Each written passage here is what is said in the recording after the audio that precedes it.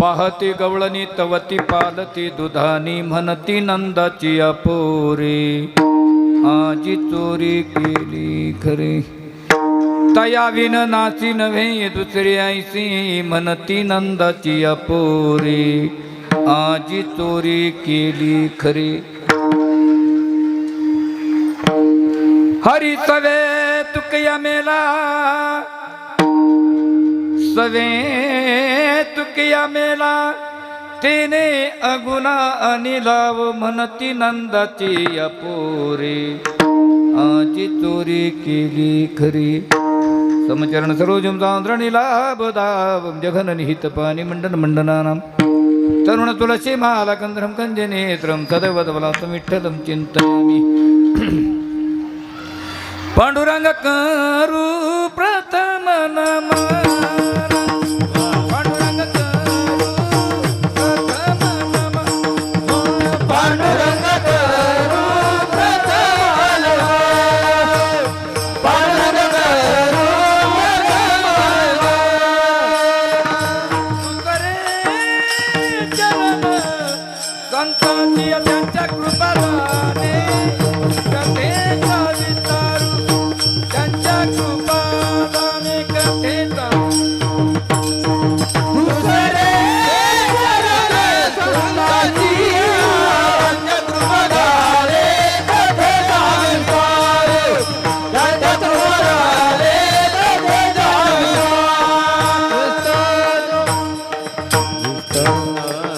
पांडुरंगा करू प्रथम नमन दुसरे चरण संतांचे त्यांच्या कृपादाने कथेचा विस्तारू बाबाजी सद्गुरुदास तुका ओम नमो ज्ञानेश्वरा करुणा करा दयाळा तुमचा अनुग्रह लादलो पावन झालो चरा तेरी चरण चरण हनुमंता तुम्हाला राम तुता काय भक्ती त्या त्या वाटा मज दावया सुबटा शरण चरण एक नाता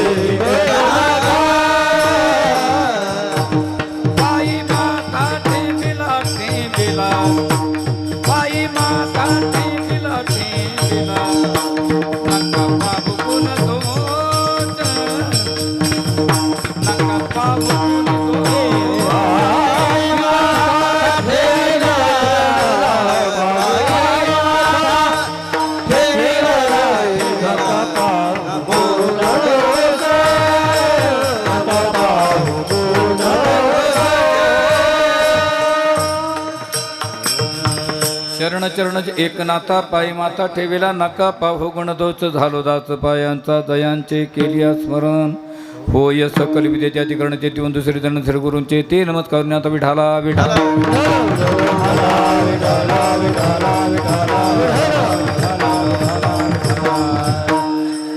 प्रस्तुत प्राप्त प्रसंगी काला या प्रसंगातून निवडलेली गवळण जगत वंदनी महाराष्ट्र भूषण वैराग्याचे मूर्तिमंत पुतळे देवनिवासी हृदय सम्राट जगद्गुरु श्रीसंत तुकाराम महाराज यांची 4 चरणाची गवळण आपल्यासमोर सेवेकरिता निवडलेली आहे. गवळणीचं तात्पर्य थोडक्यात भावार्थ सांगायचा ठरला तर तो म्हणजे असा. जगद्गुरु तुकोबाराय आजच्या गवळणीमध्ये स्वतः एका गवळणीचा पात्र परिचय करतात, एका गवळणीचं रूपक करतात की ज्या गवळणीचा पात्र परिचय केला ती गवळण कोणती की ज्या गवळणीला भगवत प्राप्तीची तीव्र इच्छा निर्माण अंतःकरणामध्ये झाली आणि ती गवळण झोपेतून उठून गल्लीमध्ये येऊन उभं राहिली आणि येणारी गवळण तिला दिसली, पण येणारी गवळण मात्र सहज येत नव्हती, ती शिवे देत येत होती.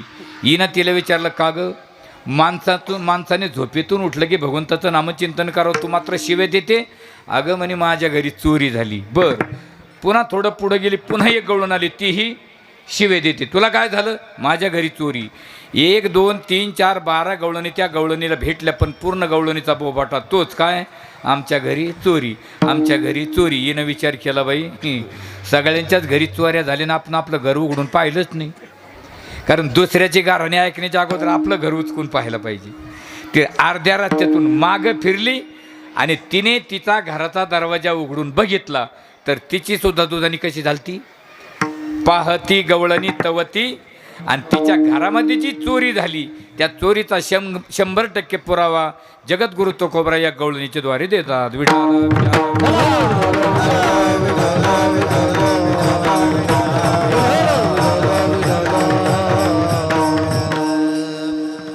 गवळणीचा भावार्थ संपला. आता थोडक्यात हवामानाचा अंदाज. 2-3 दिवसामध्ये हवामानामध्ये बदल होण्याची शक्यता आहे. आकाशवाणीवरील बातम्या संपल्या. इति वार्ता. आपलं असणारं सर्वांचं अधिष्ठान मॉरिशस संस्थान दैठणा फाटा आणि अखिल कोटी ब्रह्मांडाने का भगवंताच्या कृपेने साधू संतांच्या आशीर्वादाने जमलेल्या सर्व गुरुजन मंडळीच्या सहकार्याने सेवेचा युग तुमचं सर्वांचं दर्शन ज्यांच्यामुळे सेवा प्राप्त पूर्ण गावकऱ्यांचं प्रेम टाळकऱ्यांचं प्रेम तळ्यातली खळ्यातली मळ्यातली टाळकरी वारकरी माळकरी समस्त ग्रामस्थ भजनी मंडळी गावकरी मंडळी परिसरातून जमलेली गुणवान मंडळी सर्वची सर्व या ठिकाणी आपलं सर्वांचं असणारं अधिष्ठान परमपूज्य ब्रह्मनिष्ठ गुरु 1008 गंगा भारती बाबा यांच्या 31व्या पुण्यतिथीच्या निमित्ताने चालत असलेला नामसप्ताह. आणि या सप्ताहामध्ये गायक वादक अगदी सर्वचे सर्व. आता एकाचं नाव म्हणजे आता नाव सर्वांचे, कारण सर्वांचे नाव काही माझ्या पाठ नाही तर मग तुम्ही म्हणताना याचं काय खरं दिसत नाही. तसं काही नाही. सर्वची सर्व वडिलासारखी मंडळी टाळ घेऊन उभा आहे. समोर बसलेली वडिलासारखी मंडळी माता भगिनी सर्वांच्या चिन्हात मस्तक होतो. आणि तुमचं सर्वांचं दर्शन घडण्याचा योग पूर्ण गावकऱ्यांचं प्रेम टाळ सर्वचे सर्व गावकरी आणि तरुण मंडळीच्या विशेष सहकार्याने चालत असलेले नामसप्ताह. या ठिकाणी विशेष सहकार्य आमचे गणेश भाऊ असतील, आमचे कैलास भाऊ असतील आणि तुमचं सर्वांचं दर्शन घडण्याचा योग आमचे रमेश महाराज जाधव यांच्यामुळे सेवेचा योग आणि फोनवरनं कार्यक्रम. पण इथे आल्याच्यानंतर भाऊची आमची गाठ पडली. आनंद वाटला महाराज. कारण समोर आल्याच्यानंतर म्हणजे नुसतं मी रोडवर येऊन उभं राहिलो तर 10-15 माणसं अगदी रोडवर उभं होते. कारण आपल्या गावचं नाव वक्ता घेऊन जात असतो. म्हणून आपल्या पूर्ण महाराष्ट्राच्या कानाकोपऱ्यामध्ये तुमच्या आशीर्वादाने फिरतो. तुमच्या गावाचं जरूर नाव झी टॉकीजपर्यंत आम्ही नेऊन पोहोचल्याशिवाय राहणार नाही. विढाला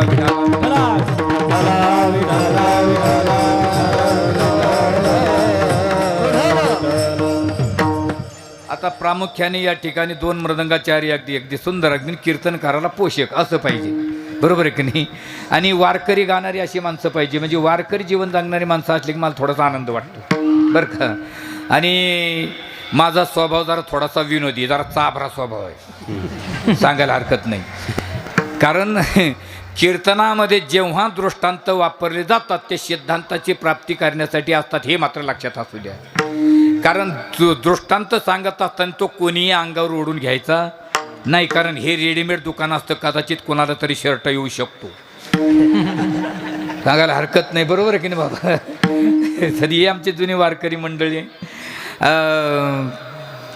मी तुमच्यासमोर एक प्रश्न उपस्थित करतो महाराज बरं का. आता या ठिकाणी माननीय आमदार साहेब येणार आहेत.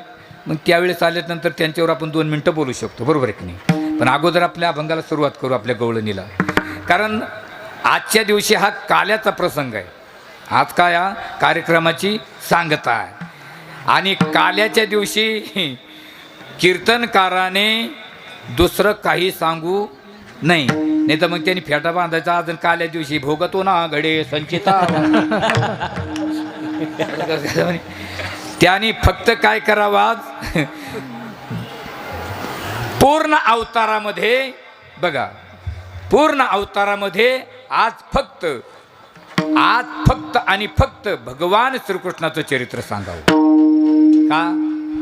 का सांगावं आणि काल्याच्या दिवशीच का सांगावं आणि शेवटी कालाच का करावा.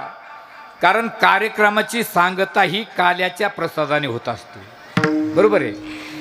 आणि काल्याच्या प्रसंगामध्ये भगवान श्रीकृष्णाचं चरित्र का सांगावं. कारण तो जो अवतार आहे तो परिपूर्ण अवतार आहे. तुम्ही जरा बारकाईने चिंतन करून बघा. मत्स्य कच्च वराह पशु युनितले सोडा पूर्ण अवतारामध्ये आणि 10 अवतारामध्ये पूर्णचे पूर्ण अंक जे आकडे असतात ना, पूर्ण आकड्याला गाठ आहे. बरं का भाऊ, माझ्याकडे पहा. पूर्ण आकड्याला काय गाठ आहे. पण एका आकड्याला गाठच नाही. तो आकडा कोणता. पूर्ण आकड्याला गाठ आहे.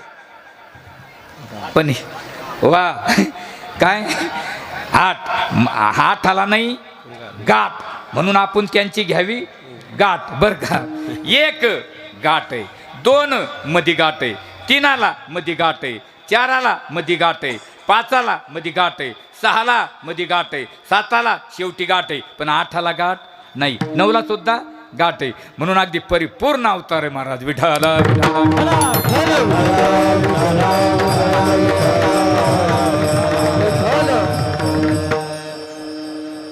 तुम्ही ती बागायतदारवाली या इकडे या.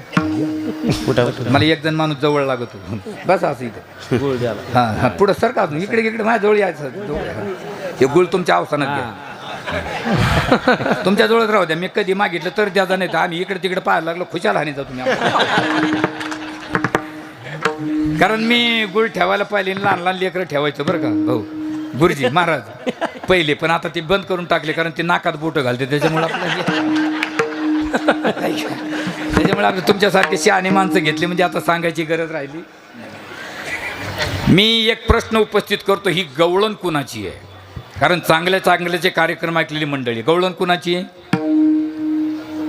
हां तुकाराम महाराजांची म्हणजे लेखक कोण आहे या गवळणीचे तुकोबा आहे हां आणि त्याच्यात मजकूर कोणाचा आहे गवळणीचा बरोबर आहे मजकूर हा गवळणीचा लेखक तुकोबा आहे.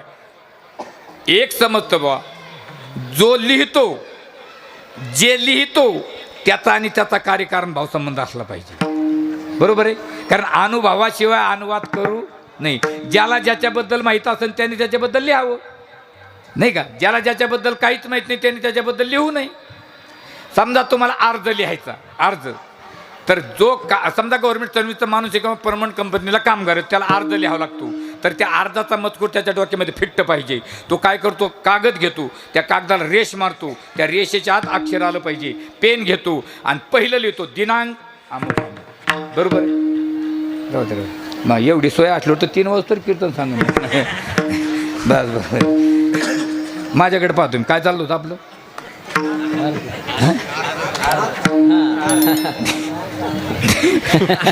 त्यांच्या अजून 8च ध्यानात आहे विठाला विठाला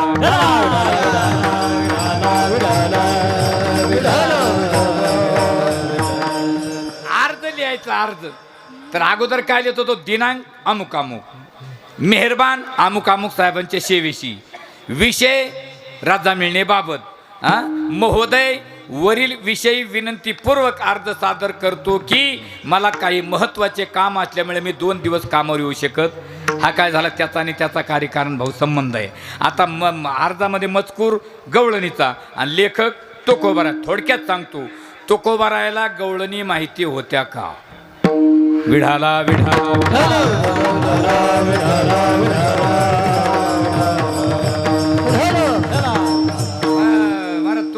गवळणी कधी महाराज गवळणी कधी द्वापार युगात आणि तुकोबाराय कलियुगात. आता कलियुगातल्या माणसाने द्वापार युगातल्या का पाहनाव का पटतंय तुम्हाला नाही बरं असं काही नाही की आमच्या आजोबांना ते लिहिलं ना आम्ही ते वाचलं असं काही 100-50 वर्षाची गोष्ट आहे का नाही ना. सतयुग झालं 17,28,000 वर्षाचं बरं का ध्यानात राहू मी कीर्तन झाले तुम्हाला विचार तुम्ही म्हणता मी तुला भेटलो तरच विचारशील ना तुला जर थोडं दिसून देईन तर मला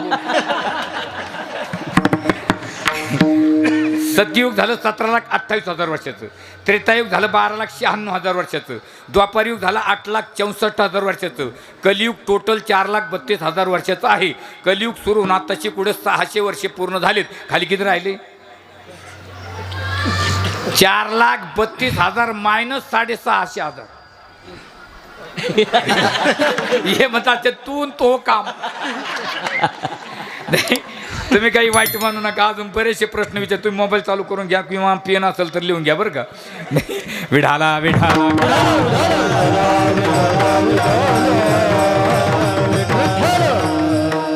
कलियुगातल्या गप्पा तुकोबार. अहो शंका कोणी घ्यावी कोणावर घ्यावी शंका कोणी घेऊ नये आणि कोणावरही घेऊ नये. तुकोबारावर शंका घ्यायची अजिबात नाही. तुकोबाराला काय माहिती होतं हे विचारूच नका. काय माहिती नव्हतं जे जे झाले अवतार तुका त्यांचे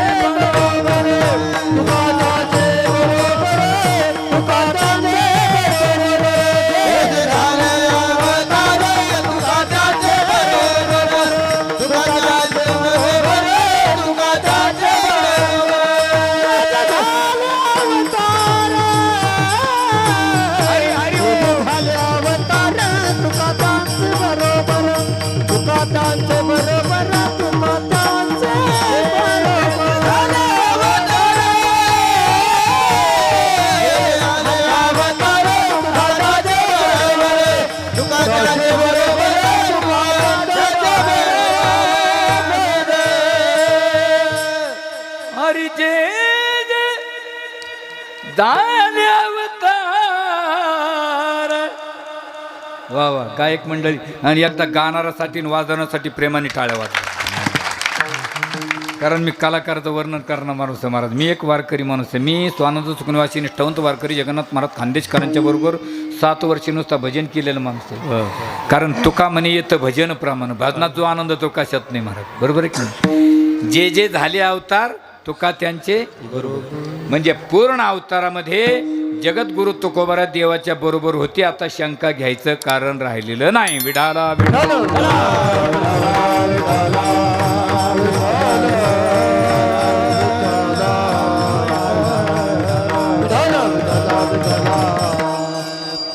कारण असं आहे महाराज, संतांचं आणि देवाचं नातं फार जवळचं आहे, फार जवळ. आणि वेळेच्या आत कार्यक्रम संपला पाहिजे. कारण काल्याचं कीर्तन म्हणजे वेळेच्या आत संपलं पाहिजे. भगवान श्रीराम प्रभू आणि ज्यावेळेस शेता स्वयंवरासाठी सर्वांना रामेन सर्वांना माहिती आहे. कारण आता या वर्षीचा जो योग आहे ना, भूतो न भविष्यती, आपल्या जीवनात कधी येणार नाही ना आला नव्हता. 22 जानेवारीला भगवान श्रीराम प्रभू अयोध्येमध्ये विराजमान झालेले. आणि राम अवतारामध्ये भगवान परमात्मा ज्यावेळेस चालले तर ते पूर्ण ऋषीचा तो संचय त्यांच्याबरोबर राहायचा. आणि पायी प्रवास असायचा. पायाला गाड्या कोणत्याच नव्हत्या, जावासुद्धा नव्हती. बरोबर, पायी प्रवास. आणि पायी चालण्याला काय म्हणतात आपल्याकडे? पाऊलवाट म्हणतात ना, पाऊलवाटच म्हणतात ना. मग त्या पाऊलवाटाला काय असते? पडलेली धूळ, त्याला ग्रामीण भाषेत आपण फुफुटा म्हणतो. बरोबर की नाही? मग तो पायाने उडतो, असा पायाने उडतो.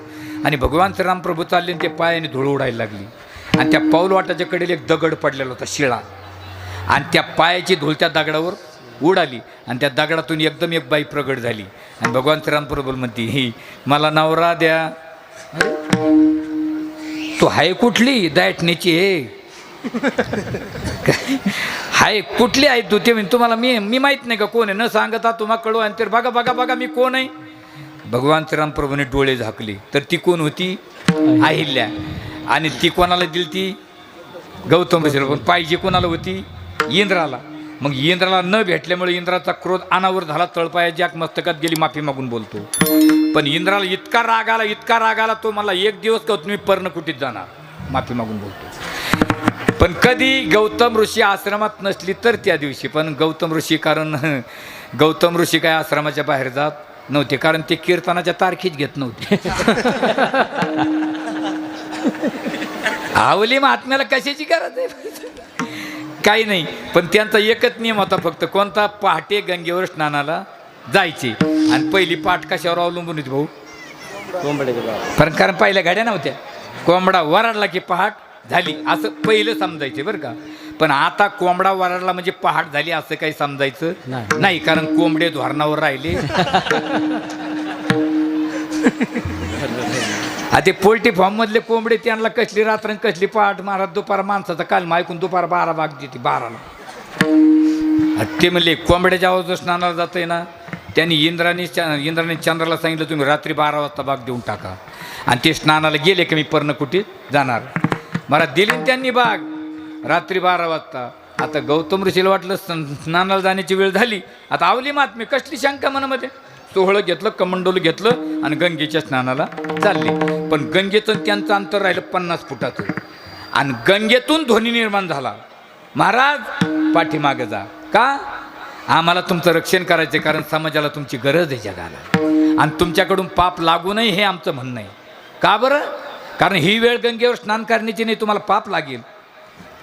कारण गंगेवर स्नान करण्याला सुद्धा मर्यादा आहे.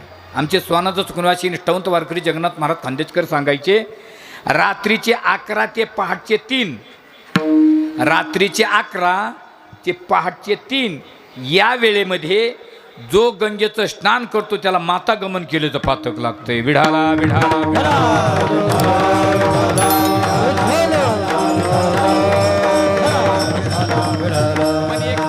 हे परवान्या सोडून बरं का, काही परवान्या असतात. जा म्हणले पाठीमाग येऊन बघतात तर गौतम ऋषीच्या पर्णकुटीमध्ये इंद्र आहे. गौतम ऋषीच्या वेशीमध्ये. माफ करा, एक वाक्य बोलून जातो बरं का. देवाचा श्वाप लागतच नाही, देवाचा श्वाप लागत नाही, कारण देवाचे दोन काम आहे. भगवंताच्या अवताराचे दोन कारण आहे, एक परमप्रयोजन आणि एक अवांतर प्रयोजन. परमप्रयोजन असं आहे देवाचं, भक्ता राखे पायापाशी, अवांतर प्रयोजन दुर्जनाशी संहारी. देवाकडे काम नाही महाराज. देवाला जर एखादा नाही आवडला ना, पण संतांचं तसं नाही महाराज. महात्म्याचं महात्म्य श्वाप देतात. माझ्यासारख्या सत्पुरुषाला फसवलं काय? इंद्र पडली भग चंद्र झाला काळ, इंद्र पडली भग चंद्र झाला काळ, इंद्र पडली भग चंद्र झाला काळ, इंद्र पडली भग चंद्र झाला काळ.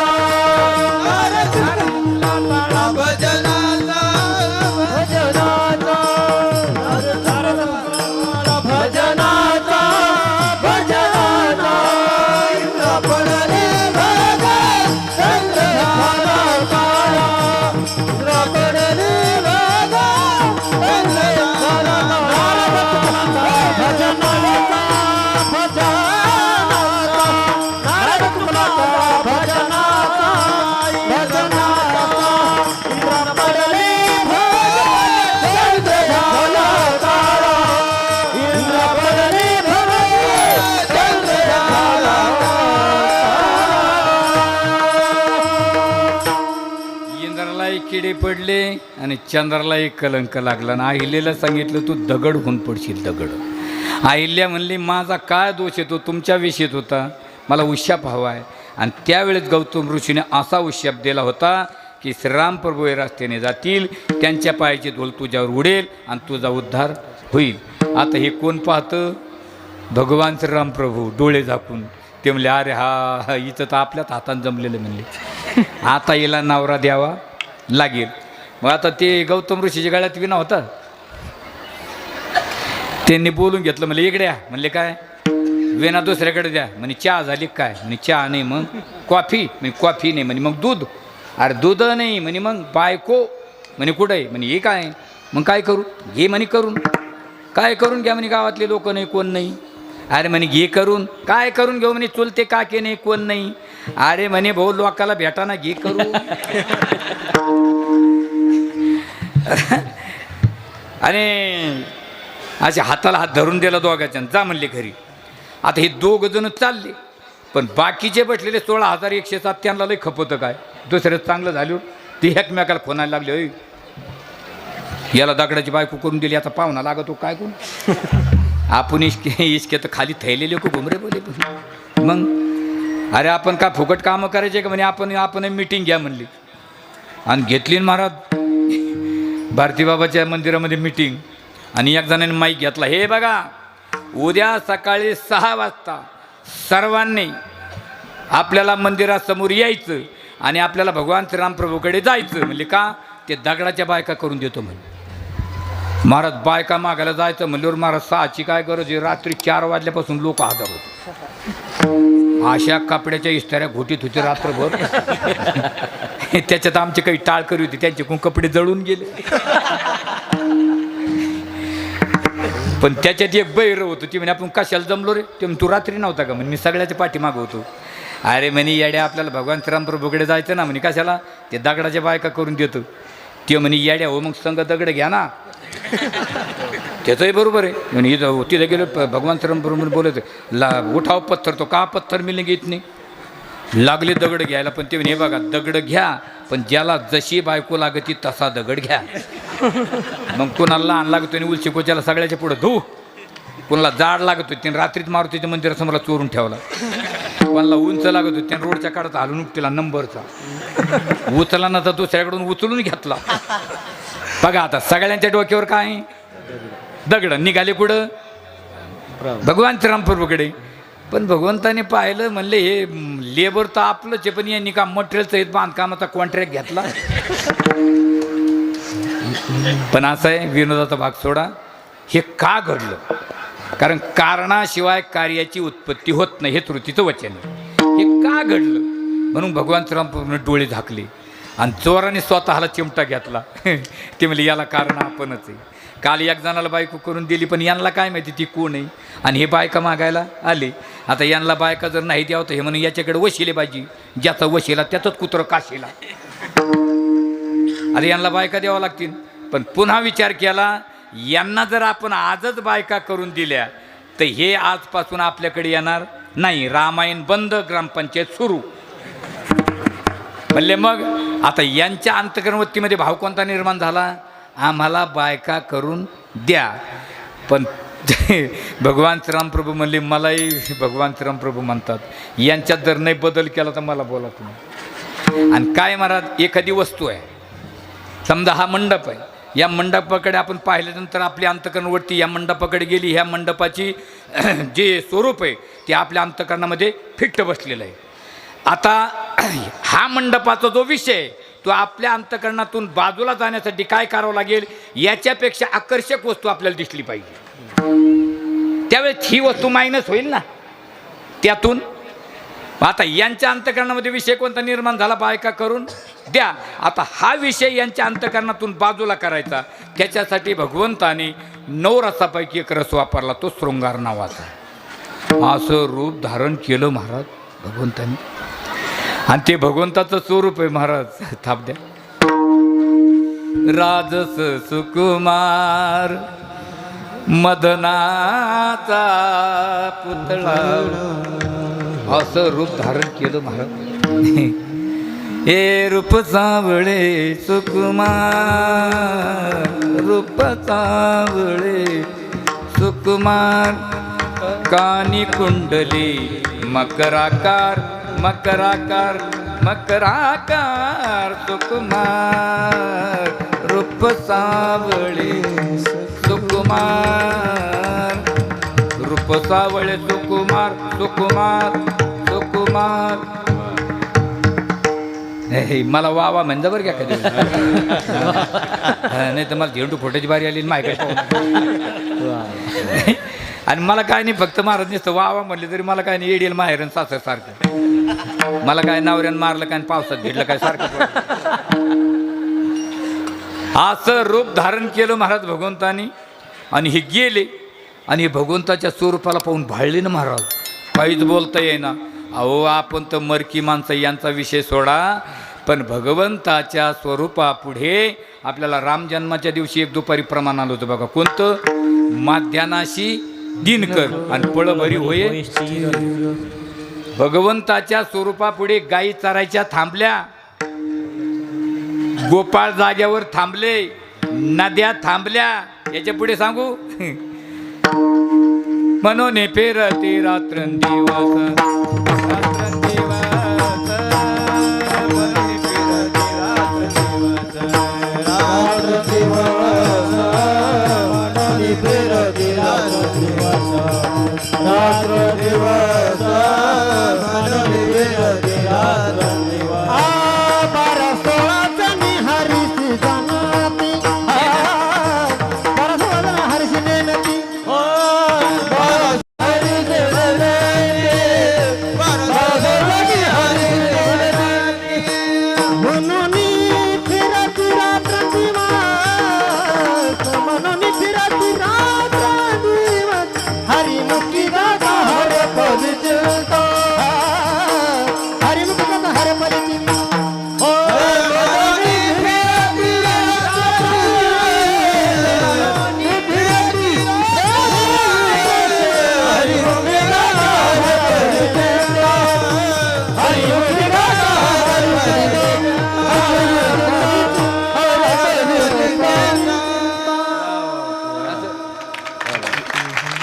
योग्य वेळी योग्य प्रमाण आलं की योग्य बोलता येतो, अयोग्य वेळी अयोग्य प्रमाण आलं तर काही बोलता येत. 12-16 जणी हरीशी नेनती. 12-16 कोणत्या? हरिराज सुकुमार मदनाचा पुतारा विशेषी कळा लोपली. राज सुकुमार मदनाचा पुतारा विशेषी कळा लोपली. राज सुकुमार मदनाचा पुतारा विशेषी कळा लोपली. राज सुकुमार मदनाचा पुतारा विशेषी कळा लोपली.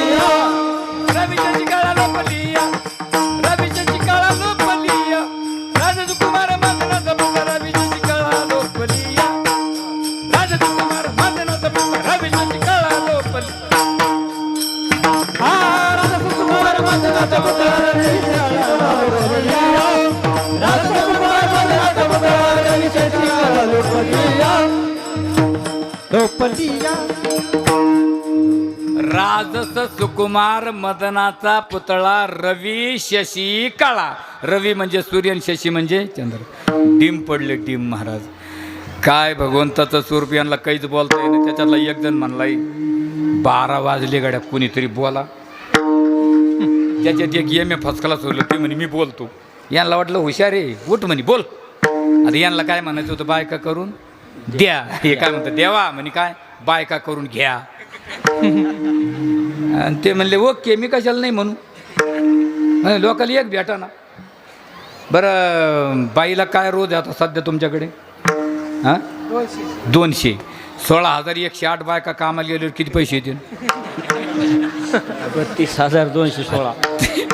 ते तर म्हणे मी तर बसूनच खाईल म्हणे. मग अरे ते म्हणले म्हणे हे सगळं खरं आहे पण मग लग्न कधी करायचं? भगवान श्रीरामप्रभू म्हणले थांबा इथे लाल रेग मारा.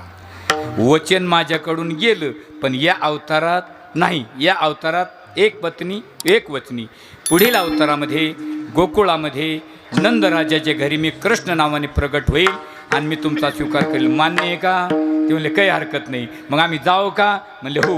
मग ते 16,108 ऋषी त्या झाल्या गवळणी. जे वानर सेना होती ते झाले गोपाळ आणि गोकुळामध्ये भगवंताची वाट पाहू लागले. विढाला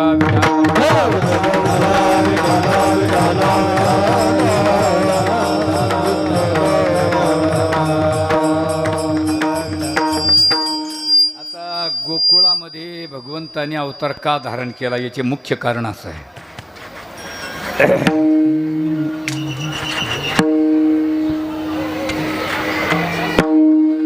भगवंताने गोकुळामध्ये अवतार धारण का केला होता? कारण त्याचं नाव काय? गोकुळ. गो म्हणजे गाय आणि कुळ म्हणजे राहण्याचं ठिकाण. आता विढाला विढाला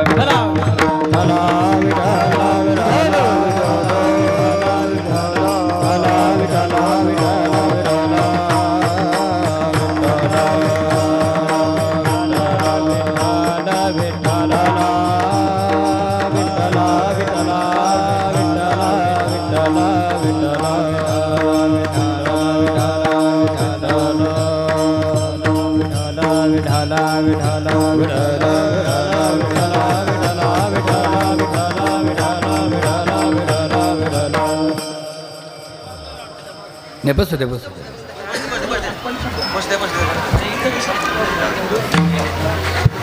आपण आतुरतेने ज्यांची वाट बघत होतो आणि अगोदरच आल्या आल्या सांगितलं कार्यकर्त्यांनी की आपल्या तालुक्याचे लाडकी आमदार आणि परमार्थामध्ये धार्मिक कार्यामध्ये ज्यांचा खारीचा वाटा असतो. कारण आम्ही उभ्या महाराष्ट्रामध्ये फिरतो पण साहेबांचं नाव निघतं. आपल्या तालुक्याचे आमदार बबनरावजी लोणीकर आणि गावाचं नावच लोणी म्हणून मी म्हटलं बस. आणि मी नेहमी आमच्या कारण तिकडे नाशिककडे जरी गेलो तर तुमचं नाव निघतं सर. कारण तोंडावर स्तुती करणं हा निंदास्पद ठरतं. मी नाव ऐकू नये आणि एक सांगू एका वाक्यामध्ये जास्त स्तुती करत नाही. ज्यांच्या राजनीतीमध्ये धर्मनीतीची जोड आहे, ज्यांच्या राजनीतीमध्ये धर्मनीतीची जोड आहे त्यांच्या राजनीतीला कधीच डंक लागत नाही. वा विढाला विढाला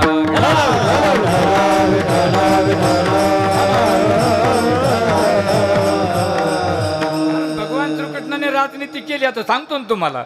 भगवंताने अवतार धारण कुठे केला?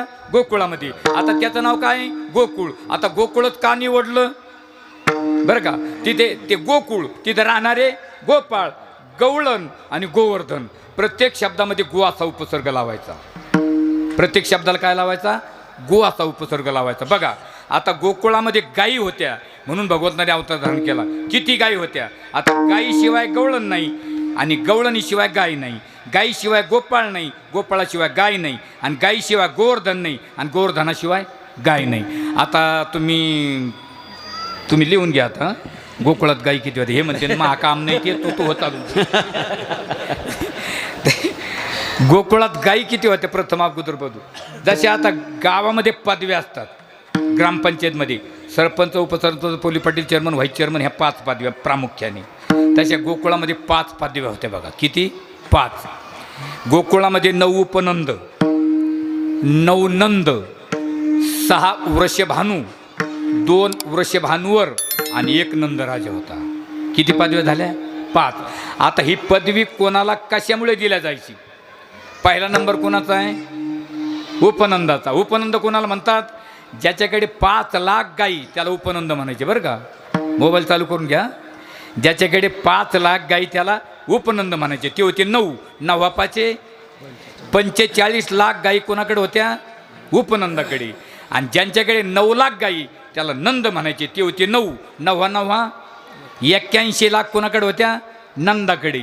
आणि ज्याच्याकडे 10 लाख गाई त्याला वृषभानू म्हणायचे. ते होते 6. 10 60 लाख कोणाकडे? वृषभानूकडे. आणि ज्याच्याकडे 50 लाख गाई त्याला वृषभानूवर म्हणायची. ते होते 2. त्या किती झाल्या? 1 कोटी वृषभानूवर. आणि ज्यांच्याकडे 1 कोटी गाई त्याला नंदराजा म्हणायची. गाई किती झाल्या? मी तुम्हाला अगोदर सांगितलं 3,86,00,000 गोकुळात गाई होत्या महाराज. विढाला विढाला.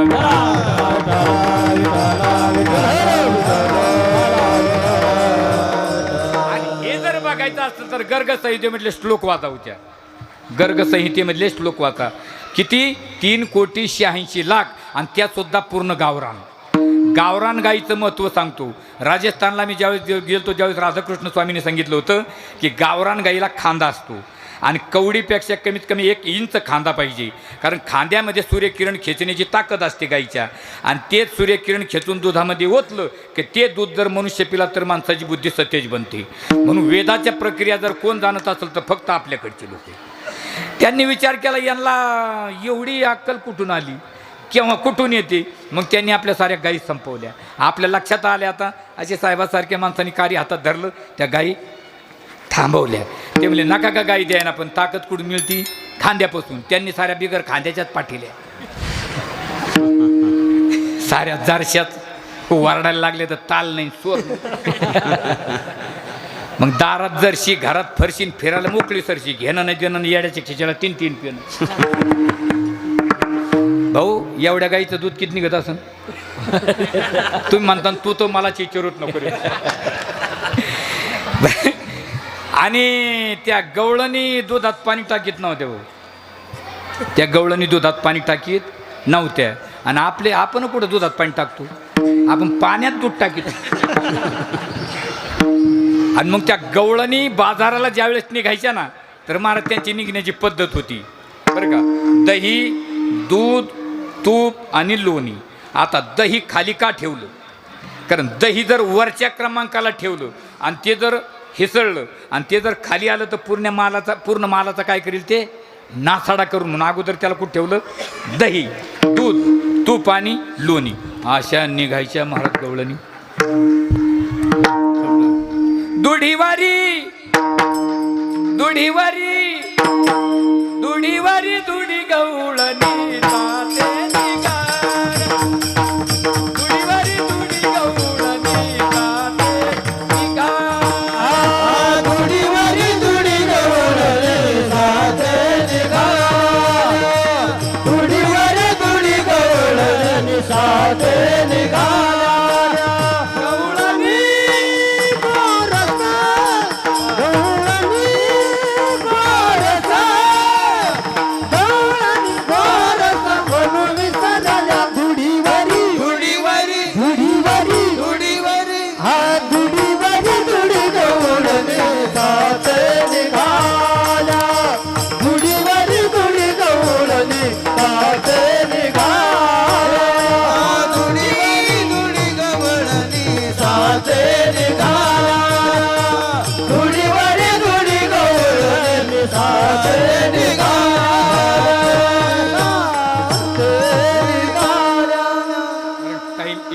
वेळेचं मर्यादा ठेवून आपण प्रमाण देतो. दुडीवारी दुडी गवळणी जाते. या गवळणी निघाल्या महाराज कुठे? बाजाराला. आता त्या गल्लीना चालल्या मग आता लोकाला विचारायचं काम आहे बाबा आज काय आणलं विकायला, हा? तर त्यांच्या डोक्यावर काय, दही दूध तूप आणि लोणी. आणि त्यांना जर विचारलं काय आणलं तर त्या काय म्हणायच्या, गोविंद घ्या गुणी दामोदर घ्या. गोविंद घ्या गुणी दामोदर घ्या गे. गोविंद घ्या गुणी दामोदर घ्या गे. गोविंद घ्या गुणी दामोदर घ्या गे. तव तव हसती मधुर नागे. तव तव हसती मधुर जागे. गोविंद घ्या गुणी दामोदर घ्या गे. गोविंद घ्या गुणी दामोदर घ्या गे. तव तव हसती मधुर जागे. तव हसती मधुर जागे. गोविंद घ्या गुणी दामोदर घ्या गे. गोविंद घ्या गुणी दामोदर घ्या गे. दामोदर घ्या गे. गोविंद घ्या गे कुणी दामोदर घ्या गे, तव तव हसती मथुरेच्या गे. बघा त्यांच्या डोक्यावर काय, दही दूध तूप आणि लोणी. आणि त्या काय म्हणतात, गोविंद घ्या कुणी. भाऊ समजा तुम्ही बाजारात बसले कांदे विकायला, तुम्ही समजा, मग पोती कशाने भरलेली पाहिजे, कांद्यानी. आणि लोकांना म्हणतात टमाटे घ्या टमाटे. लोक म्हणतील गोळ्या संपल्या का. तव तव हसती मथुरेतले लोक म्हणले यांनी तर घेतलं डोक्यावर तर दही तूप लोणी, ह्या म्हणतात गोविंद घ्या. आता हे का घडलं होतं हे बघा, माणसाने एखादी वस्तू जर अंतःकरणवृत्तीपासून जर बघितली तर ती वस्तू ज्या प्रकारे इंद्रियाच्या द्वारे आत जाते त्याच प्रकारे बाहेर पडत असते. देखील डोळा बैसला मानी. देखील डोळा बैसला मानी. देखील डोळा बैसला मानी. देखील डोळा बैसला मानी. तोची वदनी उच्चारी. तोची वदनी उच्चारी. तोची वदनी उच्चारी. देखीला डोळा बैसला मानी. देखीला डोळा बैसला मानी. देखिला होता डोळा बैसला होता मनी, येत होता वदनी तोची. नामस्मरण करायचे ते महाराज. आणि अशा सकाळपासून गेल्या बसल्या एका ठिकाणी, डोक्यावर दही दूध तुपलून तसंच. पण त्यांची अवस्था कशी, भार वित्त विसरले. त्यांना ओझही होईना आणि विकलं म्हणत त्यांच्याकडे पैसाही नाही. आणि ज्या बसल्या महाराज अशा महालक्ष्मी बसल्यासारख्या, हालाना डोलाना बोलाना गेल्या का काय ते कळाना. पण गावामध्ये चर्चा सुरू झाली. एक गवळण अशी पलीकडच्या गल्लीन गेली. नानीने विचारलं कोणकडे चालली ग. नानी तुमच्याकडे चालली बाय. काय झालं, त्या पलीकडल्या गल्लीला 10-12 जणी सकाळपासून गेल्या ना अजून यायचा पत्ता नाही बाय म्हणे. मग तुम्हाला सांगते बरं, कोणाला सांगू नका म्हणे. बरं नानीची चहा आणली पुढं काकूकडे गेल्या. काकू म्हणते कुंकडे आल्या काही नाही तुमच्याकडे चालते. काय झालं, पण कोणाला सांगू नका बरं का, तुम्हाला सांगते. आणि त्या पलीकडल्या गल्लीला 10-12 जणी सकाळपासून गेल्या अजून यायचा पत्ता नाही. साऱ्या गावाला येडा. आणि मग म्हणे का ग म्हणे, मग काय करा म्हणे, आता तुम्ही काही कोणाला सांगू नका, मी शहाणे हाताने जाऊन पाहते. आता शहाणा हात कसा राहतो आपल्याला काय माहिती. जाऊन पाहती महाराज तर त्या अशा बसलेल्या होत्या. मग हिनं विचार केला, हे बघा साधकाची अवस्था साधकालाच कळते. तिनं कान लावला, कारण ती त्यांच्यातलीच होती. असा कान लावला तर तिच्या अंतःकरणातला विषय बाहेर पडत होता. तिच्या अंतःकरणातला विषय कोणता बाहेर पडत होता बघा ना. बैसले मी होते रंगमाली, आरसे लाविले 4 आरसे लाविले 4 हरी माझ्या मंदिरी कधी तरी. मंदिरी कधी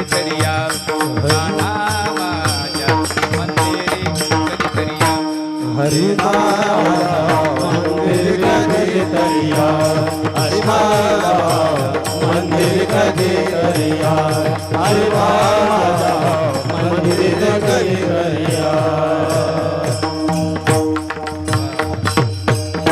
हरी मंदिरी कधी तरी याल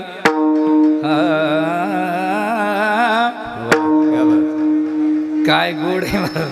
काय म्हणते ती हरी माझ्या बैसले मी होते रंगमहाली. रंगमहाल कोणता बांधलेला बांगला नाही बरं का, नाही याला याला याला रंगमहाल म्हणतात. ते कबीर पण तिले मस्त म्हणतात बांगला खूप बनाया बे अंदर नारायण सोबे. 1986ला एक राष्ट्रसंत तुकडोजी महाराजांची एक कविता होती बघा, लय सुंदर कविता होती. या झोपडीत माझ्या भूमीवरी पडावे ताऱ्याकडे पहावे प्रभु नाम नित्य गावे. येता तरी सुखे या जाता तरी सुखे जा कुणावरी न बोजा. पहारे आणि तिजोऱ्या त्यातून होती चोऱ्या अरे दाराच नाही दोऱ्या.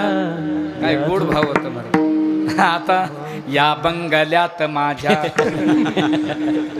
फरशीवरी पडावी स्लॅपकडे पहावे मनक्यात गॅप व्हावे.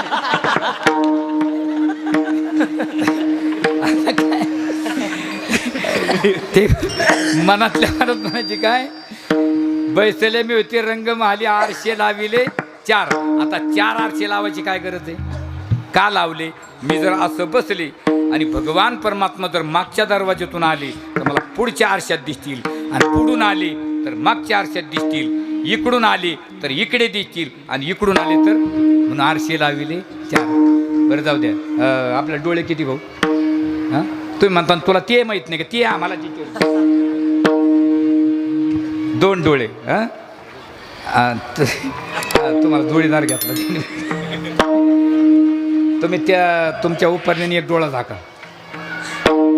असं म्हणजे बंद करा. आणि हे माईक किती आहे 1 आणि डोळा उघडलो कस काय 1च आहे. मग 1 का तर 2 डोळे 1 दिठी आणि 2 ओठी 1 ओठी. 2 डोळ्या मिळून दृष्टी तयार होते 1. ओठावर ओठ आदळक शब्द निघतो 1 आणि हातावर हात आदळक ध्वनी निघतो 1. म्हणून देव सगुण का निर्गुण नाही, देव सगुण निर्गुण एकू गोविंद रे विठाला विठाला.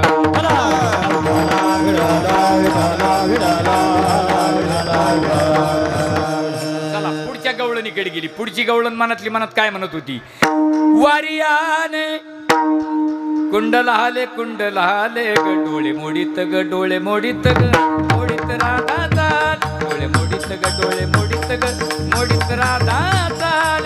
मोडीत डोळे मोडीत मोडीत राधा डोळे मोडीत डोळे मोडीत डोळे मोडीत राधा. कुंडल हाले ग डोळे मोडीत ग मोडीत ग डोळे मोडीत राधा चाल. डोळे मोडीत ग डोळे मोडीत ग डोळे मोडीत राधा चाल. डोळे मोडीत ग डोळे मोडीत ग डोळे मोडीत राधा डोळे मोडीत ग डोळे मोडीत डोळे मोडीत राधा. दुसऱ्या गवळणीची अवस्था बघा ना, वारी आणि कुंडल हाले. झुंबर नाही, झुंबर वेगळे आणि कुंडल वेगळे. कारण झुंबर हालावे लागतात आणि कुंडल हालत असतात. झुंबर एखाद्या मावशीला नवे करून आणावं 3 घासाची, ती दुसऱ्या दिवशी गल्लीन चालली का. आणि कुंडल म्हणजे इडा पिंगला शिशूंना. डाव्या बाजूची रुद्रायणी मूलाधार चक्राच्या ठिकाणी 3.5 विटोळे घालून बसली आणि ब्रह्मरंध्रातून आपला फडा काढून बसलेली आहे. आपल्याला किती चक्र आहे, षडचक्र भेदन आहे. मूलाधार चक्र, स्वाधिष्ठान चक्र, नाभी चक्र, अनाहत चक्र, विशुद्ध चक्र, ब्रह्मचक्र, अग्निचक्र. आता ब्रह्मरंध्रातून आपला फडा काढून बसली. नाथाच्या घरची उलटी आणि पाण्याला मोठी, त्याला पडजीप म्हणतो, पडजीप. वारी आणि कुंडल हाली आणि डोळे मोडीत. सगळ्यांचे गाराणे ऐकले म्हणजे सगळ्याचं बघितलं म्हणे का ग तुम्हाला झालं काय. अगं राम अवतारचं आम्हाला वचन दिलं त्याने, अजून यायचा पत्ता नाही. आम्हाला अवस्था लागली, आम्ही जागेवरून उठू शकत नाही. मग ती म्हणली तुम्हाला अवस्था लागली मला का लागली नाही. अगं म्हणे साधनेशिवाय साध्याची प्राप्ती होत नाही. तू आमच्या साधना करून बघ. ती त्यांच्या साधनेला बसली आणि 10 मिनिटाच्या नंतर बाकीच्या गवळणी म्हणा जी आपल्याला बोलायला आली ती कुठे आता ती सुद्धा त्यांच्यात काय झाली ती साधनेला बसून एकरूप झाली होती. मग का ग तुला काय झालं आता? ते म्हणे बाई जे तुम्हाला झालं तेच मला झालं गवळणीच्या पहिल्या. पाहती गवळणी पाहती गवळणी पाहती गवळणी पाहती गवळणी पाहत गवळणी पाहत गवळणी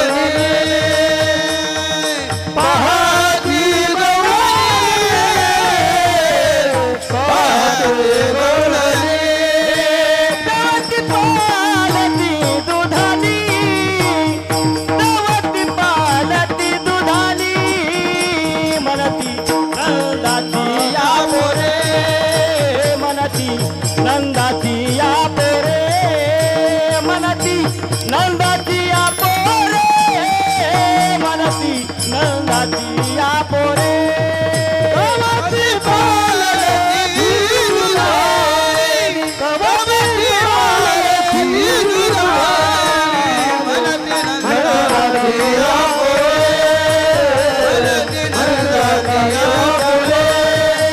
मनती नंदाची या पोरे मनती नंदाची या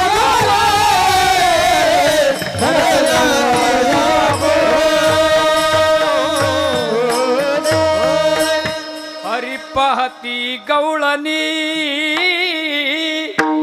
तवती पालती दुधानी इति दुधानी पालती तवती गवळणी पाहती. मला जरा थोडंसं आडतीड म्हणायचं मला जरा गायची सवय जरा वारकरी असते चांगले असले का मी गात असतो वाजवणारे गाणारे नाही तर अवघड चाली मीच म्हणत नाही. मग आपलं थोबड फुटतं नाही म्हणल्या आमच्या दिंडीमध्ये 2-3 जण काकडं म्हणते त्यांनी काकडा सुरू केला की मी कपडे घेतो आणि दुसऱ्या शेतात जाऊन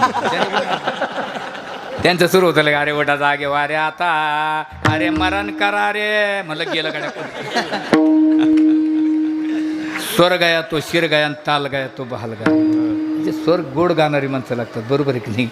मला फक्त बेसुरी चालत नाही साहेब. बेसुरी म्हणजे कोण? बेसुरी वारकरी नसतो. सूर म्हणजे देव. सूर म्हणजे देव आणि ज्याला सूर कळत नाही तो आसूर. ज्याला सूर कळत नाही तो आसूर आणि ज्याला दोन्हीची अक्कल नाही तो बेसूर. तुम्हाला बेसूर पाहायचा का? बेसूर कीर्तनाला नाही भजनाला नाही. बेसूर कुठं लोक जेवायला बसले हरे राम राम राम. त्याला मला तो पाय पडतो भाऊ मौतीला बसल्यासारखा येऊ नको. तेव्हा म्हणे काय राव मी भजन मला उठीतून आणि महाराज असं प्रेमाने अन्नदान केलं लोकांनी ते तिथं जाऊन म्हणतो रावणा रावणा अरे का बसाना. रावणाचा आणि जेवणाचा कुठे संबंध आहे का महाराज? हरी पाहती गवळणी आत पाहिलं तर तिची दुधानी पालती झाली. दुधाने म्हणजे क्रियामान कर्म थांबलं.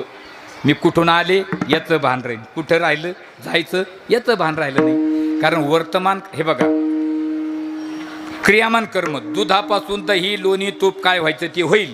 पण दूध जर क्लिअर असलं तर ह्या साऱ्या वस्तू होतील. पण दूध जर नसलं तर नो दही नो तूप नो लोणी. म्हणून क्रियामान कर्म थांबलं. मी कुठून आले याचं भान, कुठे जायचं याचं भान. म्हणून पाहती गवळणी तवती पालती दुधानी. म्हणजे हे कशामुळं झालं ग?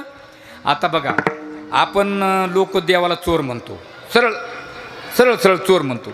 भजनावाले बसलो का धरीला एवढ्यावर नाही थांबत. अरे धरीला अरे ते का कुत्र्याचं पिल्लू आहे का काय केलं काय नाही. देवाला चोऱ्या करायची गरज नाही. पण मन भाद्रपद शुद्ध चतुर्थीच्या दिवशी गाईच्या खोरात जर पाणी तुंबलं त्याचा जर चेहरा बघितला तर चोरीचा आदळ येतो. भागवतामध्ये वर्णन आहे. आणि काय सत्राजित नावाचा राजा काय मणी चोरायची गरज होती का? मणी कोणी चोरला? अहो ते त्याचा मुलगा शिकारीला गेला आणि त्याला वाघाने मारलं. तो मणी घेऊन गेला. पुढं आस्वालाने पाहिलं त्या वाघाला मारला ना आस्वाल तो घेऊन गेला. आणि आदळ कोणावर आली? भगवान श्रीकृष्णावर. मग आता चोरीचा आदळ सिद्ध करण्यासाठी भगवंताने आपल्या मराठवाड्यामध्ये एक कडेठाण नावाचं गाव आहे बघा, कडेठाण. पण त्याचं शास्त्रामध्ये कटस्थान नाव आहे, कटस्थान. कारण तिथे कट रचला आणि तो सामंतक म्हणे जिंकून आणला आणि ज्यांचा त्यांना देऊन टाकला. पण जामवंताची जी मुलगी होती जामवंती, तिच्याशी विवाह करावा लागला. पण तिला तोंड होतं आस्वलाचं, बरं का, आस्वलाचं. पण ते तोंड स्त्रीचं होण्यासाठी त्याला पैठणला यावं लागलं. पैठणला नाथबाबाच्या पाठीमागं कमलतीर्थ आहे, कमलतीर्थ. आजही कोणाच्या तोंडावर जर पुळ्या असल्या तर त्या कमलतीर्थामध्ये जर बोट बुडवलं ते पाणी जर तोंडाला लावलं तर चेहऱ्यावरल्या पुळ्या जातात. कारण आस्वालाचं तोंड स्त्रीचं झालं तर सोपी गोष्ट नाही मला. आणि मग तिच्याशी विवाह पारला पाडला. काही घेणं नाही त्यांना, चोरी करायची काही गरज होती का? सावता महाराजाच्या माळ्यामध्ये भगवान परमात्मा गेले आणि सावता महाराजाला म्हणले, सावता का रे बाबा मला लपायला जागा दे रे बाबा. म्हणजे का? ते म्हणजे माझ्या मागे चोर लागले. सावता महाराज म्हणजे साऱ्या दुनियाचा चोर तू आणि तोया मागे चोर लागले. सावता महाराज चोर म्हणतो, मला चोर म्हणतो. सावता महाराज म्हणले तुझ्यासारखा चोर नाही, तुझ्यासारखा चोर नाही. आणि चोर कोणाला म्हणतात खरं सांगू? जो कधीच धरला जात नाही त्याला म्हणतात खरा चोर. जो धरला जातो तो भामटा. भामट्याचा आणि चोराचा फरक सांगू? एक माणूस माझ्या संग मला म्हणे वाघ मारायचे का तुम्ही? म्हणलं हा. तुमचं नाव ऐकून राव. म्हणलं मग हे तुमचा स्वभाव चांगला आहे. म्हणलं बिडी प्यायची काय? लय वर्णन केलं त्यांनी माझं. मला म्हणे तुमच्या संगच राहा वाटतं. म्हणलं राय भाऊ. ते राहिलं ना माझ्या संग. एक दिवस मला म्हणे 5,000 रुपये लागत होते, मी दिले. ते जेच गेलं फिरून थोबडत दाखल. बघा पखवादी ओळखीची होते. मी म्हणलं तुमच्या भागातला माणूस आहे पहा विचारून. हे त्याला म्हणे खरे तुझा वाघ मारायचं काही व्यावहारिक काय? ते काय म्हणतं आहे. आणि किती घे? 5,000 आहेत म्हणे. किती दिवस झाले? 5 वर्ष झालीत म्हणे. अरे म्हणे काम नाही दिले. म्हणजे देता येते ना, त्याने कुठं नांगर वाळडा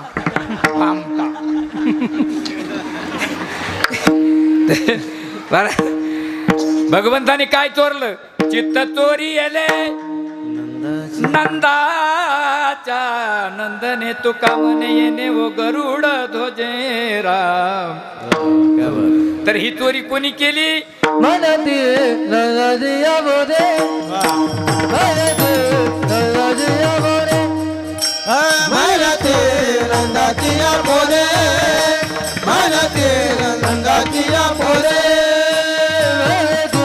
नंदाजिया बोरे, मनती नंदाजिया, मनती नंदाजिया बोरे, नंदाचिया पोरे, मनते नंदाचिया पोरे, मनते नंदाचिया पोरे. आजी चोरी केली करे, आजी चोरी केली खटे, मनती नंदाजिया बोरे, मनती नंदाजिया बोरे, आजी चोरी केली करे, आजी चोरी केली करे, मनते नंदाचिया पोरे, मनते नंदाचिया पोरे, नंदाचिया पोरे, नंदाचिया पोरे. ती म्हणती नंदाची या पोरे. चोरी करणे फार अवघड आहे. आणि कधी कधी पण ही चोरी त्यानंच केली कशावरून? त्याला काही साक्षी पुरावा? कधी कधी साक्षी पुरावा सापडतच नाही, कधी कधी जागेवर सापडतो. शाळेमध्ये 2 मुलं उशिरा आले. शिक्षकाने विचारलं एका मुलाला उभा राहा. म्हणे काय उशिरा का आला रे? ते म्हणे गुरुजी येता येता माझा 1 रुपया हरवला राव. आणि बैस खाली. दुसऱ्याला म्हणे तू का उशिरा आला? ते म्हणे गुरुजी मी त्याच्या 1 रुपये पाय देऊन उभा होतो. सापडला जागेवर. पण देव सापडतो का महाराज?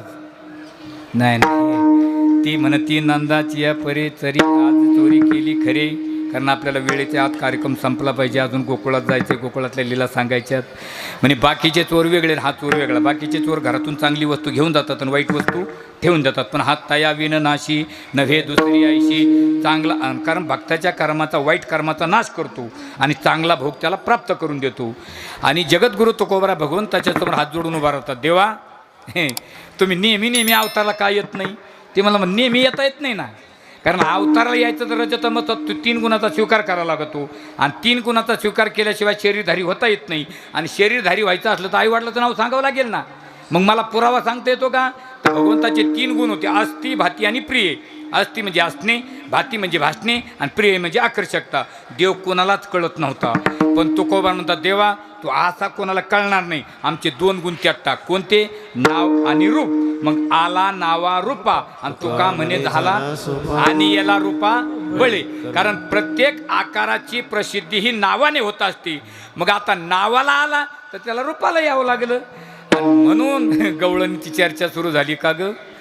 आपल्याला असं कमून झालं ग. त्याच्यातली एक गवळण म्हणते मेल्या तुक्यानं सबे तुक्या मेला, सबे तुक्या मेला, सबे तुक्या मेला,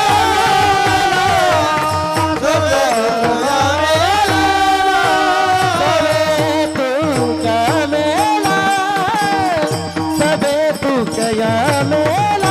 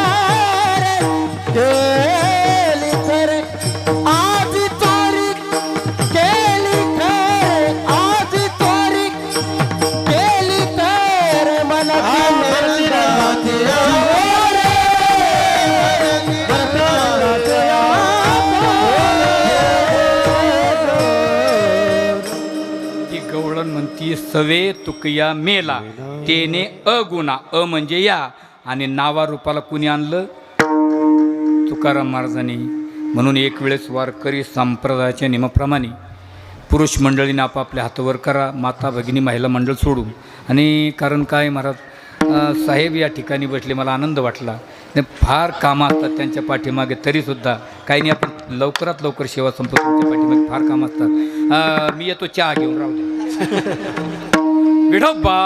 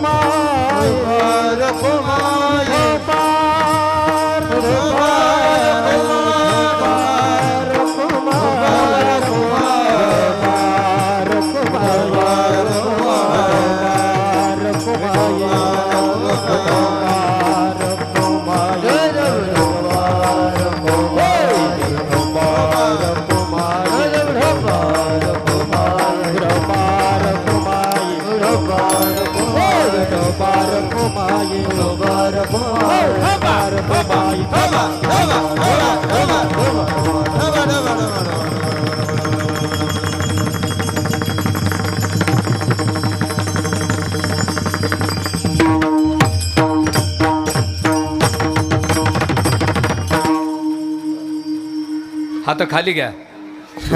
राहिलीत नाही तू घेतो कोणाची म्हणा. काय भगवंताने वचन दिलं आणि भगवान परमात्मा आपुला तर बोल साच करी. गोकुळामध्ये अवतार धारण केला आणि भगवंतानी पहिलं नियोजन लावलं. मी कुणाकुणाला वचन दिलेलं आहे, मी कुणाकुणाला वचन दिलेलं आहे. माझे गडी कोण कोण सगळे अलग झाले.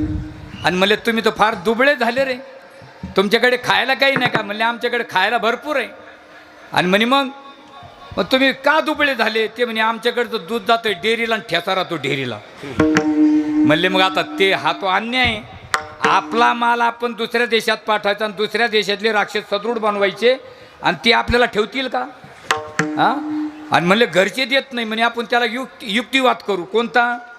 तर कधी कधी काही काही कामं सरळ नाही होत, त्याला थोडंसं वेगळ्या मार्गाने जावं लागतं नाही का. काही काही कामं सरळ नाही होत ना. शाळेमध्ये शिक्षकांनी मुलांना विचारलं, मुलांनो हातामध्ये पेन घ्या वह्या घ्या. म्हणे का घेतल्या. लिहा. म्हणले काय. ताजमहल तुळजापूरला आहे. एक पोरग म्हणलं रामे हे पिले काय? अरे लिहा ते पोरं लिहाय ना, मी मारीन तुम्हाला. पोरं म्हणले घ्या लिहून, कुठं मार खाता. सगळ्यांनी लिहून घेतलं ताजमहल तुळजापूरला आहे. आणि संध्याकाळी सगळे गेले ना आपापल्या वडिलाकडे कंप्लेंट नोंदवली. तुम्ही आम्हाला ज्या शाळेमध्ये शिकवायला टाकलं त्या शाळेतले शिक्षक आम्हाला चुकीचं शिकवतात. काय चुकीचं शिकवलं? ते शिक्षक आहेत. काय शिकवलं? म्हणजे हो ते म्हणतात ताजमहल तुळजापूरला आहे. ते म्हणे हे तर खोटं आहे. मग सगळेचे सगळे वडील सगळ्याचे उठले आणि दुसऱ्या दिवशी कुठे गेले? शाळेत. आणि गुरुजीला घेराव घातला. गुरुजी तुम्ही आमच्या मुलाला चुकीचं शिकवता राव, आम्ही तुम्हाला विधवा म्हणून तुमच्याकडे टाकली. काय चुकीचं शिकवलं? तुम्ही म्हणले ताजमहल तुळजापूरला आहे. ते म्हणे हा म्हणलो. काय म्हणले? म्हणे हे खोटं आहे ना. गुरुजी म्हणले मला माहिती आहे खोटं आहे, पण मी तुम्हाला 6 महिन्यापासून फी भरायला बोलितो. एकाने थोबड दाखिलं नाही. आज कसे सारे आले ते म्हणले ते फी भरू, पण ताजमहल फी भरल्याशिवाय ताजमहल आग्र्याला जाणार नाही. कधी कधी सरळ काम होत नाही, त्याला वाकडं बोट करावं लागतं. म्हणले मग आपण काय करायचं आता? आपण चोरून खाऊ.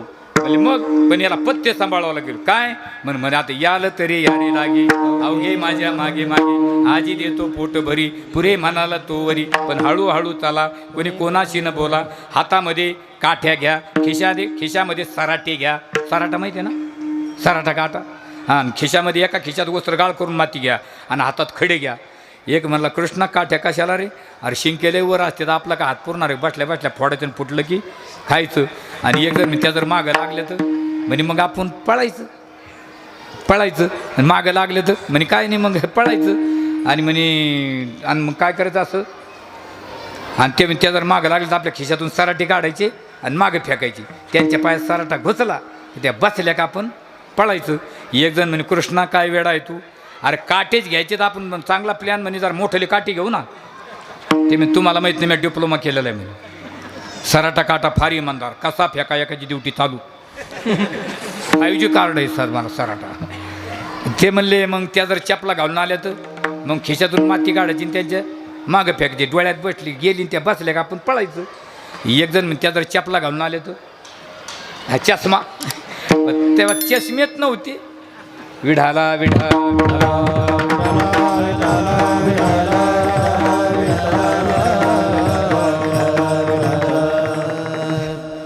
जे चोऱ्या करायला लागले गोकुळामध्ये चर्चा सुरू झाली.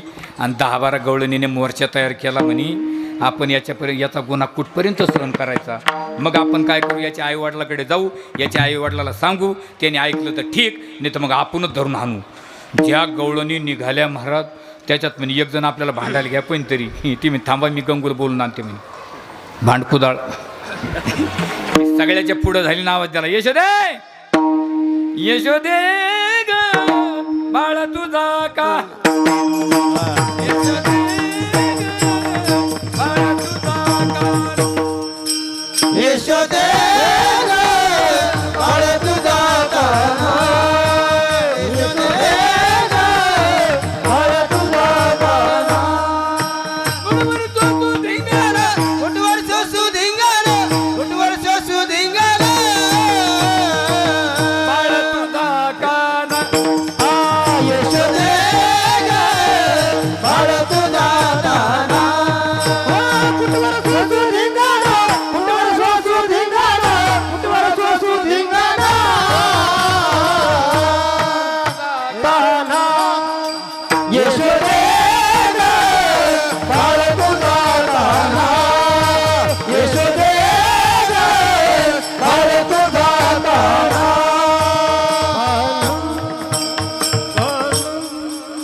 आधुनिकालाच नाही तुझ्या मनाला तुझी तुलाच गोड वाटी काना. यशोदा याला काही सांग. यशोदा म्हणजे काय झालं? आमच्या घरी येतं आणि आमच्या सोनाच्या वाटेला जातं. यशोदा काय म्हणती? मालेक काय मक्कळ आहे काय तुमच्या घरी यायला? म्हणजे चोरचे चोर आणि पुन्हा शिरजोर. आणि कोणतीच बाई आपल्या लेकराला नाव ठेवीत नाही. जी बाई लेकराला नाव ठेवती ती त्याची आईच नाही. तुम्ही 2 मैलाची भांडणं ऐका बरं. एखाद्या बाईने म्हणा तो पोरग माया पोराच्या वाटत जातं बाय. ती म्हणते मालिक कोणाच्या वाटत झालं मग कळत नाही. मायाला काची मला गॅरंटी. मालिक कोणाच्या नोट दगड तरच येत नाही. जिथं तिला गोडच असतं महाराज. मी एका ठिकाणी फेटा बांधायला गेलो आणि ती मावशी मसाला वाटीत होती. तिची सासू घरात बसलेली. तिथं लेकरू अंगणात ठेवलेलं काळं खप. दिवसा बॅटरी लावून पाहावं, अंगावर कपड्याचा पत्ता नाही, एवढी मोठी ढेरी वाटीत काला कालेल्याला 100-150 माशा नाकात. आणि मी असा पाय ठेवला आणि ती म्हणते महाराज मा वाघ आहे बरं. ते म्हणलं वा रे वाघ. आतून सासू म्हणते महाराज माझ्या वाघाचं पिल्लू आहे. ते मला धन्य माता पिता तयाची. त्याचं त्याला गोडच असतं की नाही. ते तुकाराम बोलाय गोड वर्णन करतात. 5 वर्षाचं माझं घे बाळ अंगणी ग माझा खेळ लटकत घेता हाळ घे गोकुळच्या नारी तुम्ही लपून याची गोटी लागत हरीच्या पाठी एवढी तरी येत गोटी घे गोकुळच्या नारी तुम्ही लपून याचा भवरा हाळ घेता शार्ंग धरा घे तुम्ही 12 घरच्या 12 घे गोकुळच्या नारी गोकुळच्या नारी गोकुळच्या नारी. ते तुकाराम बसतं मला खेळवायची अशी लई लई गोड गायचे.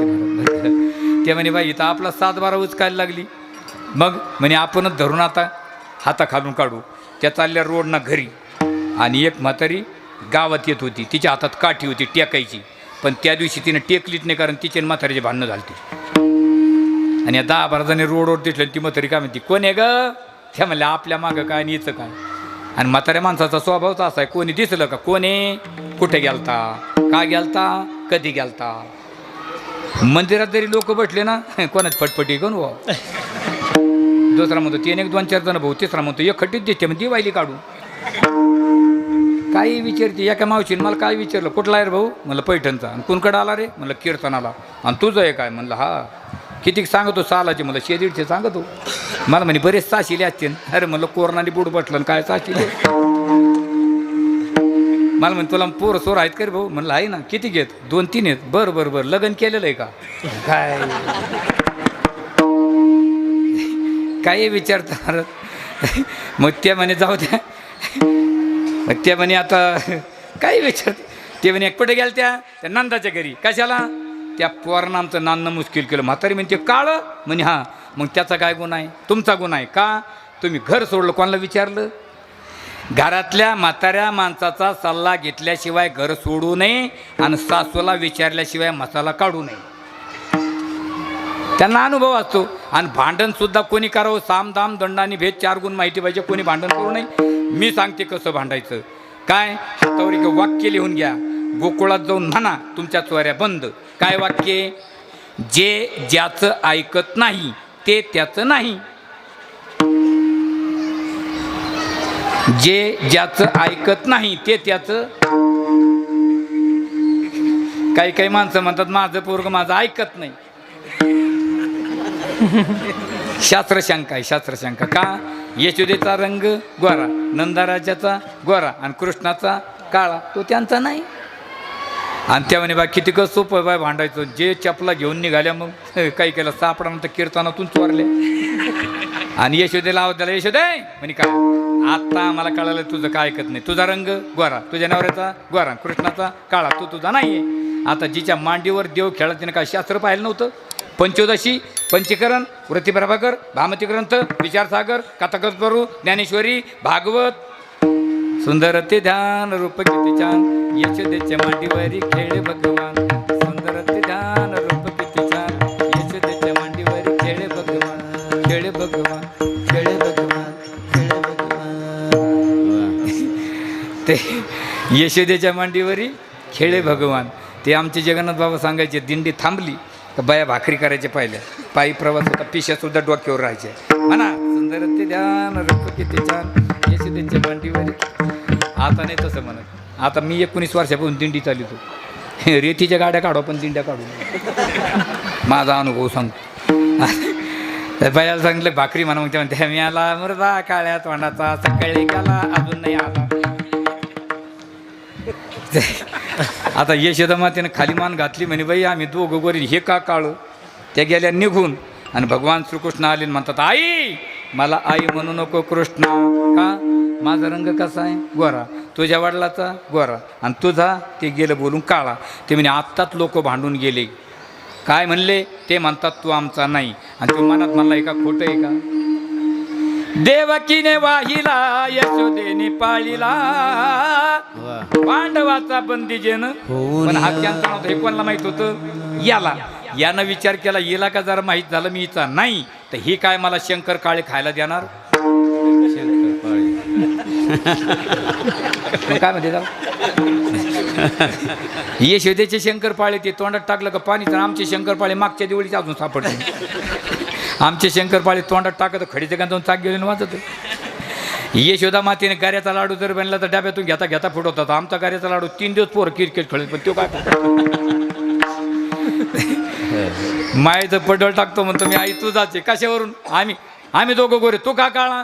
ते म्हणे आई मी का काळा झालो तुला सांगू का? ते म्हणे हां, मी आलो रात्री 12ला जन्माला. रात्री 12ला अंधार राहतो, उजेड अंधारात रंग काळा पांढरा, काळा रंग माझ्यावर बसला फिट्टन मी झालो.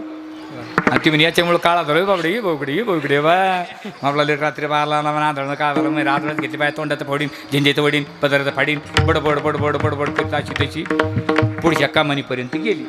आणि तिथे गेल्यावर म्हणते बाई हे मला सांगते रात्री 12ला जन्माला आलो, आणि हे जन्माला आले मला माहित नाही याला कसं काय माहिती. मला काय वालांडा झाला. अर्ध्या रात्यातून माग आली म्हणे कृष्णा मी तुला येडी दिसते का? मग येडीची आई आहे का तू? अरे राजा तू जन्माला मला माहित नाही, तुला कसं काय माहिती? मनात म्हणतो मी माहिती आहे, तू माहिती आहे, तुझा बाप माहिती, तुझ्या बापाचा बाप माहिती आहे. विश्व निर्माण केलं कालवनी अंधारी, लिहोय ती अक्षरे तरी म्हशीची वरबारे काशी नावी. कशापासून काळा झाला काय नाही, तो ठाईचाची काळा. मग गवळणी सांगितलं यशोदे याला काही सांग. ते म्हणजे तुम्ही याला धरून दाखा, मी याला आणते. एक जण म्हणजे त्याला म्हणे ये ना मग माझ्या घरी. हे सुद्धा मॅल हिचा नंबर लिहून घे रे. तिच्याच घरी संध्याकाळी काय खायचं ते खाल्लं. ती नवरा बायको झोपलेली, नवरीची दाढीन बायकोची दिली दोघाची गाठ मारून, आणि दोघाच्या मध्ये एक मुंगूस बांधलो, आणि बाहेर येऊन दौंडी दिली. एका तासामध्ये पलीकडच्या गल्लीमध्ये नाटक पाहायला भेटणार आहे. हो 500 पोरं आधीच जमा. आणि एक जणाला 5-5 म्हणलं 500ची काय आले ना बोले का? त्या दिवशी एक मावशी 5-6 पोरं घेऊन एस टी चढली. मी म्हणलं मावशी कशाला तारामळ करून घेतली, अर्ध्या घरी ठेवायची असते. ती मला म्हणे बाबा अर्ध्या घरी आहेत म्हणे. 500 पोरं आधीच जमा. आता ते मुंग सारलं ते लागलं वळवळ करायला. मग त्याला आली जाग. आता झोपेतून उठलेला माणूस लय धोरणावर राहतो होई. याला ते मुंगूच दिसलं आणि ते काय म्हणतं अरे समोंग. बायको म्हणे काय झालं? ते म्हणतं समोंग. ते म्हणजे समोंग नाही ते मोसोंग. म्हातारा उठला म्हणे काय झालं रे? ते म्हणतो बाबा समोंग. ते म्हणजे मामाजी मसोंग. म्हातारा म्हणतो अरे ते घोमोस. देहीच विदेही बघू असे. आणि ते मग ते उठलं त्याच्या दाढीला झटका बसला, हिच्या वेणीला झटका बसला. मै दाढी वळली, मै येणी वळली. जे दोघाचा झगडा लागला महाराज. पातात तर गाठ मारलेली. आता ती गाठ सुटती का देवानं मारलेली? म्हणे याला आपण कापू, म्हणे आणा चाकू, म्हणे आता चाला दोघं बी. गाठ मारल्यामुळे एकदा फिरता येतं का? मग घरात मिरती वरात. आता नवरदेव राहतो पुढं, नवरी राहती मागं. इथं उलटं झालं, ती पुढं नाही तिच्या मागं. आता ती होती उंच नाही होतं बुट्ट, त्या शिव भरायली की लटका जाय मागून. गवळण गिरक्या मारी गवळी वरवर दारी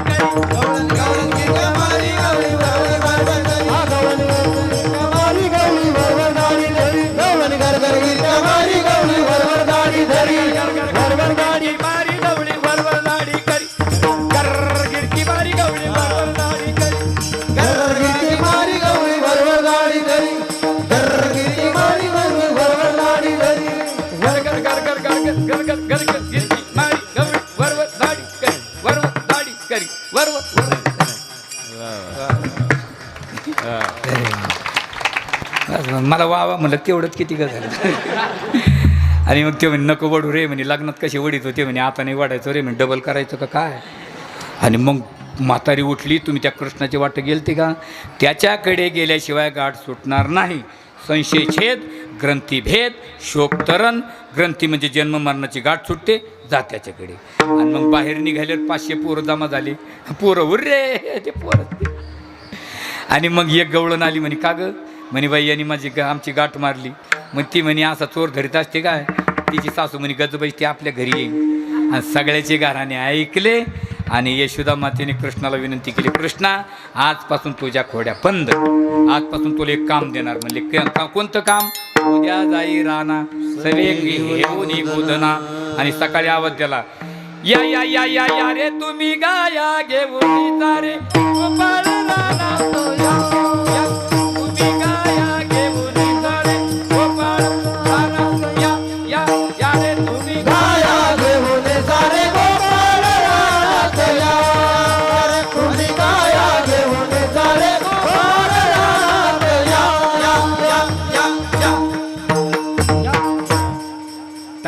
ओहर ज्या गायी गेल्या आणि मुख्य सांगतो बरं का, गायी चरून कुठं बसतात? झाडाखाली. पण कोणत्या? कळंबाच्या. कळंबाचं झाड आहे तुमच्याकडे? नाही, कळंबाचं झाड जवळ आहे बरं का साहेब तुमच्या, म्हणजे आणि काही गोष्टी जीवनातून एकदाच घडतात महाराज. आपल्याला कर्जत तालुक्यामध्ये मांदळी आत्माराम बाबाची मांदळी माहिती? 6 वर्षे एका पायावर होती, 6 वर्षे झाडावर बसून होती आणि आता 6 वर्षे पूर्ण झाली एका जागेवर पडून. एवढाच गोळा झाला असा एवढा आत्माराम बाबाचा. जेवण नाही, काय नाही, इतकली नखं त्या जा टाकून. आता सध्या त्या आत्माराम बाबाचं दर्शन घ्यायचं मांदळीचं, थोडंसं मागं यायचं आणि कर्जत रोडनं थेरवडी नावाचं गाव आहे, तिकडे संध्याकाळी काली करतात. आणि त्या थेरवडी नावाच्या गावामध्ये कळंबाची फार मोठमोठी 2 झाडं आहे. पहिले एकच होतं, आता 2 झाली. त्याला फुल नाही आणि फळ नाही. राधाकृष्णाचं मंदिर आहे आता सध्या. आणि त्या झाडाखाली गायी बसतात आणि भगवान परमात्मा खेळ खेळतात. फक्त मुख्य खेळ सांगतो, भगवंताने मोसमी खेळ खेळायची. पाऊस पडला वेगळा खेळ, थंडी वाजली वेगळा खेळ, ऊन पडलं वेगळा खेळ. आणि क्रिकेट खेळ जगमान्य का ठरला, बाकीचे का ठरले नाही? कारण त्याला रूपक आहे. पंचज्ञान इंद्रिये, पंचकर्म इंद्रिये, 11वं मन एका दशेत आलं पाहिजे, त्याला म्हणतात एक टीम. किती लोकांची कमिटी असते ती? 11. पंचज्ञान इंद्रिये, पंचकर्म इंद्रिय, 11वं मन. आणि एका ओव्हरमध्ये किती बॉल असतात? काम, क्रोध, मद, मत्सर, दंबानी, अहंकार. आणि 6 विकाराशी खेळणारा साधक पाहिजे, पण तो पठ्ठ्या पाहिजे, त्याच्या हातात साधन पाहिजे. काय? बॅट. कशासाठी? त्या विकाराला पाठीमागे जाऊ द्यायचं. आला की हाणायचा. कारण पाठीमागं 3 जणी, भक्ती, ज्ञान आणि वैराग्य. सांभाळ, तुझ्या हातून एक जरी विकार पाठीमागं गेला, त्यातली जरी एखादी पडली तर आऊट. म्हणून खेळतो येण्याची खेळावा. आपले पोरं म्हणते हे सचिन तेंडुलकर लय लवकर गेला, 2 वर्षाच्या पळाट्या उभ्या आहेत त्या पाय. खेळाचं रूपक माहिती का? अरे खेळाचे रूपक होते महाराज. अरे एकच खेळ सांगतो तुम्हाला. एक तू खेळ कानोबा हमामा तू घाली. 2 तू खेळ कानोबा हमामा तू घाली. 3 खेळ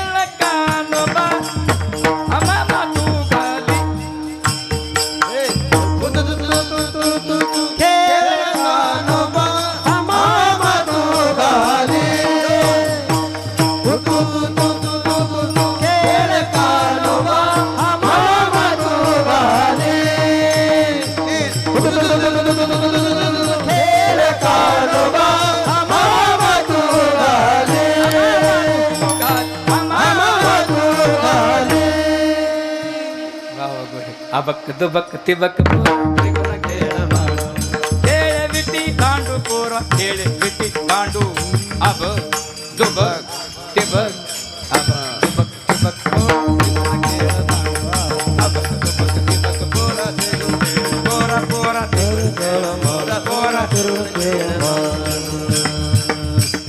खेळत होतो मन कवडी गोंगडी हरपली. खेळत होतो मन कवडी गोंगडी हरपली. खेळत होतो मन कवडी गोंगडी हरवली. खेळत होतो मन कवडी हरवली. जगन्नाथ बाबा मला नुसते गवळणी म्हणायला ठेवते. मला लई गवळणी यायचं, पण आता नंतर कधीतरी योग आले. परवा दिवशी आमच्याकडे एक कीर्तनकार म्हणला मी 2 चरण पुढच्या वर्षी सोडीन. खाली एक म्हातारा बसला, ते म्हणजे चरण कधी सोडतो, कंबर आता सोडतो. जे खेळ रंगात आला सुद्धा मी म्हणे कृष्णा खांदी भार पोटी भोग काय खेळायचे सुख. मग आम्हाला जेवायचं. आज जेवण नाही करायचं, आज आपण काला करू. काला कसा असतो कृष्णा? काल्याचे 3 प्रकार. एक जीव शिवाचा ऐक्य, एक सरळ साधा आणि सोपा काला, हरिनामाचा खिचडी काला, आणि एक दही भाताचा काला. आपल्याला कोणता काला करायचा? आणा सर्वांच्या शिदोऱ्या एकत्रित केल्या आणि भगवंताने स्वतःची शिदोरी मध्यभागी ठेवली आणि सर्वांना कमळाच्या फुलाप्रमाणे उभा केलं. कमळाच्या फुलाप्रमाणे आणि तो काला सर्वांना देतात दहीहंडी. हा गोपाल कृष्ण भगवान अनुदास गीतिगात प्रसाद देतो. पंढरीनाथ ज्ञानेश्वर माऊलीचं भजन होईल. दहीहंडीचे अभंग होतील. दहीहंडी फुटेल. ज्ञानदेव तुकाराम आरत्या झाल्याशिवाय कोणी उठायचं नाही. ज्ञानेश्वर